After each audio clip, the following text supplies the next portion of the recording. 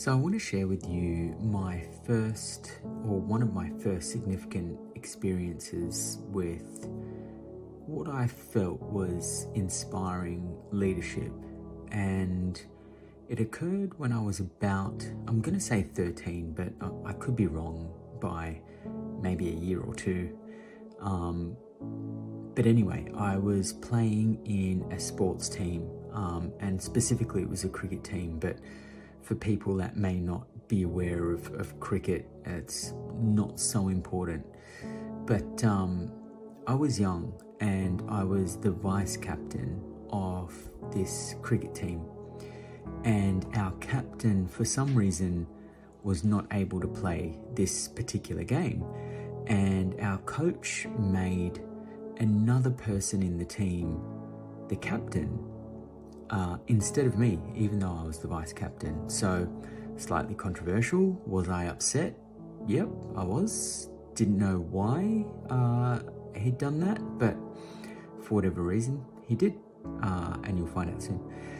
And this young gentleman, my teammate, by the name of Josh Cliff, he doesn't know that I'm doing this or talking about him, but hopefully he'll appreciate it.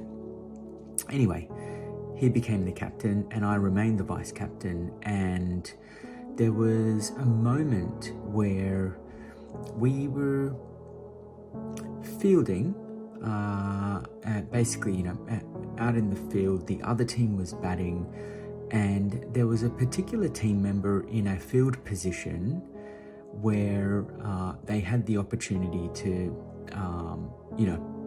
do good for the team if they did really well in that position. And at one point, the ball was hit to him. And in cricket, if a ball gets hit to you on the full and you take a catch, then that batsman's out from the other team.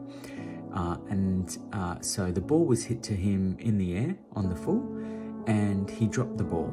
And he wasn't very well known for his fielding capability within the team. And so my first reaction as the vice captain was to say to Josh, what are we doing? There's clearly a few chances that have gone that way. He's dropped a catch. We should put someone better in that position who's more likely to take the catch the next time the ball goes there. And I guess he considered that, and he said no. And the reason he said no is because if he felt that if he made a very reactionary decision in that moment, that in the short term, the team may get a better result, but in the long term, it would hurt that person's confidence and potentially their ability to maybe become a better fielder for the future. And in that moment, I think I understood why our coach chose him to be the captain over me. He obviously saw something in me that was more interested in the short-term win than the long-term benefit of the team and the members of the team, whereas Josh had that ability or that vision to put the long-term benefit of the team members and the team before the short term, even if it meant potentially losing that game. In the long term, maybe it meant that that person would grow the confidence to become a better fielder rather than have his confidence shot down by just moving him out of that position straight away. So I hope I've articulated that as well as I possibly can for the non-cricket lovers that are watching this video.